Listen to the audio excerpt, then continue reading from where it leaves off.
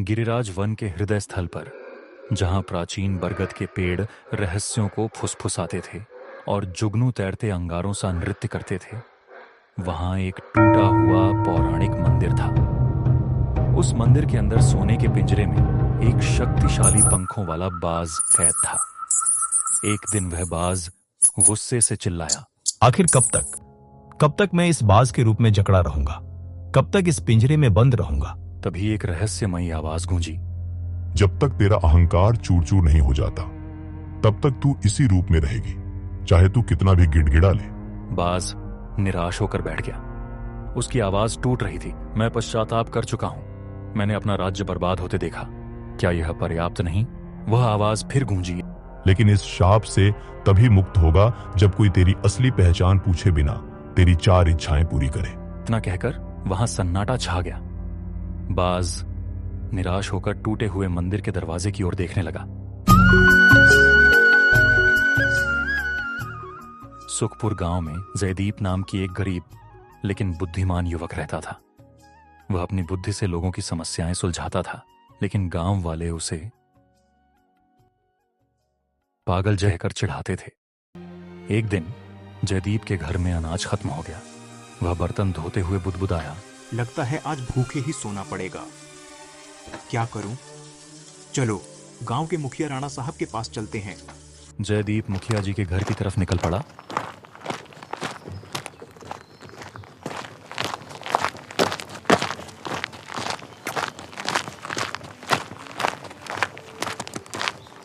मुखिया ने जयदीप को देखकर मुस्कुराते हुए पूछा, क्या बात है जयदीप, इतनी सुबह सुबह? जयदीप बोला, मुखिया जी, मैं कभी किसी के आगे हाथ नहीं फैलाता, लेकिन आज मजबूरी है। गांव वाले मुझे काम नहीं देते और मेरा राशन खत्म हो गया है। मुखिया हंसा। गांव वाले तुझे पागल समझते हैं, पर मैं जानता हूं तू बहुत चतुर है।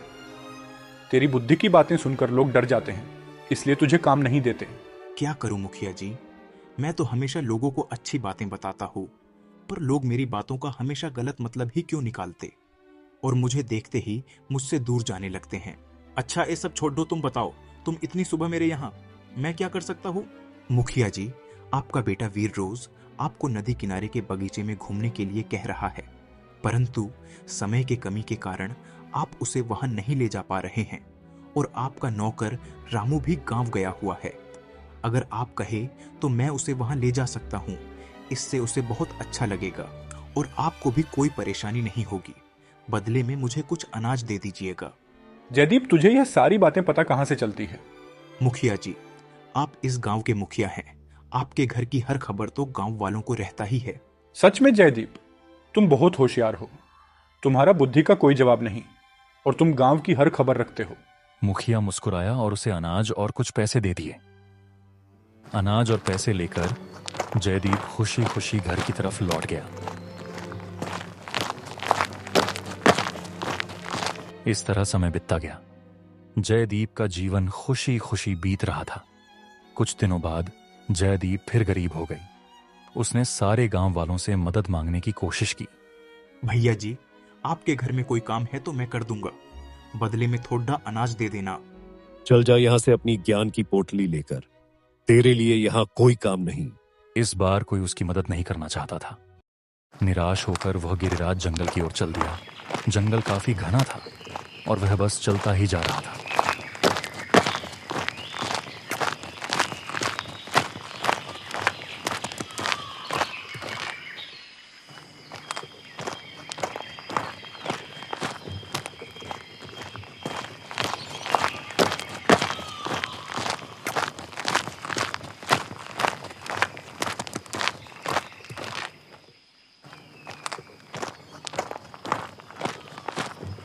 बस और नहीं, मैं और नहीं चल सकता।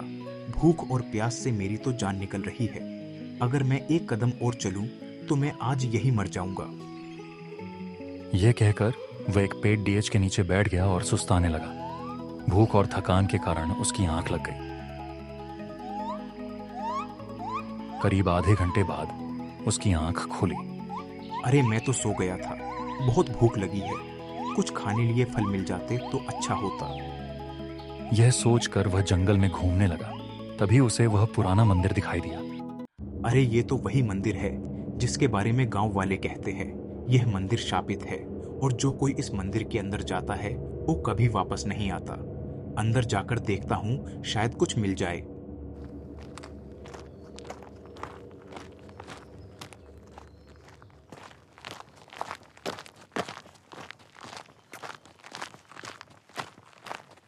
अंदर जाकर उसने बाज को देखा। बाज बोला, तुम पहली इंसान हो जो यहां आया है। तुम जरूर बहुत हिम्मत वाले होंगे, नहीं तो इस मंदिर के अंदर आने के बारे में कोई सोचता भी नहीं। जयदीप बाज को देखकर चौंक गया। अरे बाप रे, ये बाज तो इंसानों जैसा बोल सकता है। तभी बाज फिर से बोल उठा, मैं तुम्हारी मन की बात समझ सकता हूं। तुम सोच रहे होंगे कि एक पक्षी बोल कैसे सकता है। हां, मैं एक जादुई पक्षी हूं और मैं तुम्हारी हिम्मत के लिए तुम्हें 3 वरदान देना चाहता हूं। मांगो, कोई अपनी 3 इच्छाएं मांगो।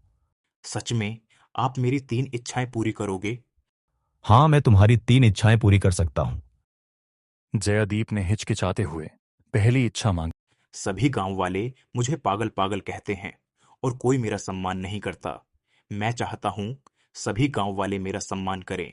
बाज ने उसकी पहली इच्छा पूरी कर दी और कहा, जाओ, आज से तुम्हें कोई पागल पागल नहीं कहेगा और पूरे गांव में तुम्हारा सम्मान होगा। जयदीप खुशी से झूम उठा।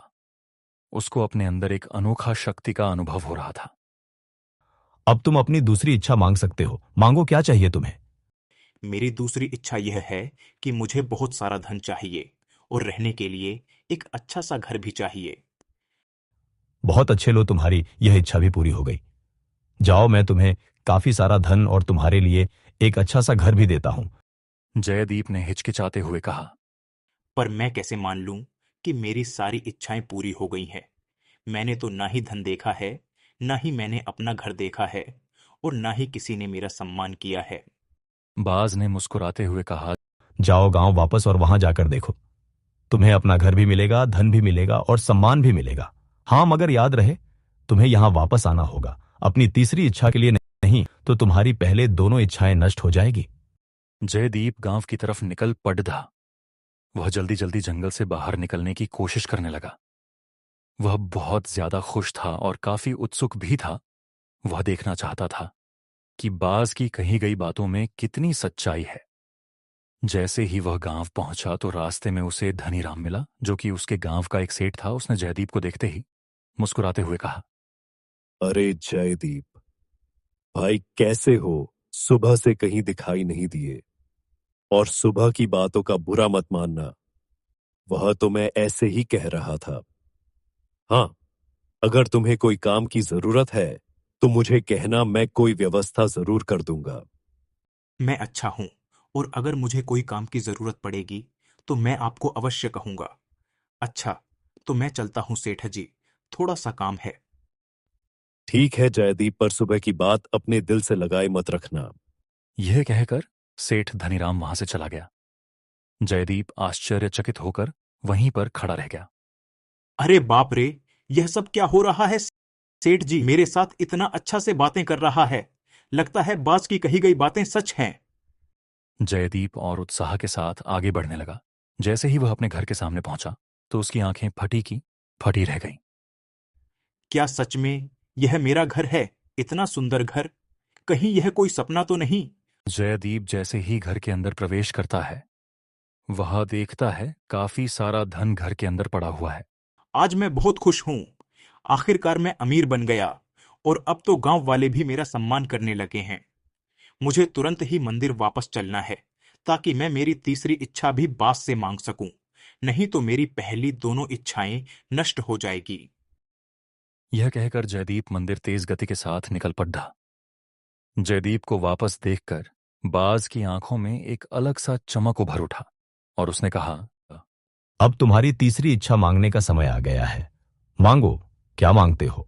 मेरी तीसरी इच्छा यह है कि मैं जानना चाहता हूं कि तुम कौन हो और तुम एक बास कैसे बने।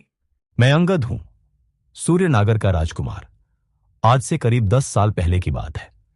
मैं गिरिराज वन में शिकार के लिए गया था। मैं एक हिरण का पीछा कर रहा था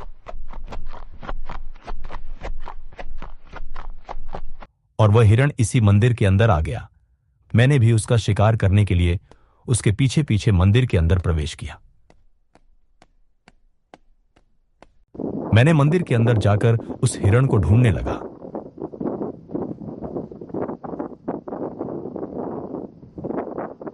तभी मेरे सामने एक साधु आए और उन्होंने मुझे अपने शस्त्र को बाहर रखकर आने को कहा। मुझे उन पर बहुत क्रोध आया और मैं उन पर चिल्ला उठा। मैंने कहा, तुम्हें पता है तुम किससे बात कर रहे हो? मैं सूर्यनगर का राजकुमार हूं, मेरा नाम अंगद है। मैं जहां चाहूं अपनी शस्त्र ले जा सकता हूं और मैं चाहूं तो तुम्हारा सर अभी धड़ से अलग कर सकता हूं। मूर्ख राजकुमार, यह एक मंदिर है और यहाँ शास्त्र लाना निषेध है। फौरन यहाँ से अपने शस्त्र ले जाओ, अन्यथा इसका परिणाम बहुत भयानक हो सकता है। यह सुनकर मुझे गुस्सा आ गया और मैंने साधु पर शस्त्र तान दिए। मूर्ख राजकुमार, तुझे अपने नाम और शक्ति पर इतना घमंड जा। मैं तुझे श्राप देता हूँ, तू अभी के अभी एक बाज में बदल जाएगा और इसी मंदिर में एक पिंजरे में कैद रहेगा जब तक कोई बुद्धिमान व्यक्ति आकर तुझे इस कैद से मुक्त ना कर दे। और तू तभी मुक्त हो पाएगा जब वह व्यक्ति तुझसे तेरा पहचान पूछे। जैसे ही तू अपना पहचान उसे बता देगा तब तू इस कैद से मुक्त हो जाएगा।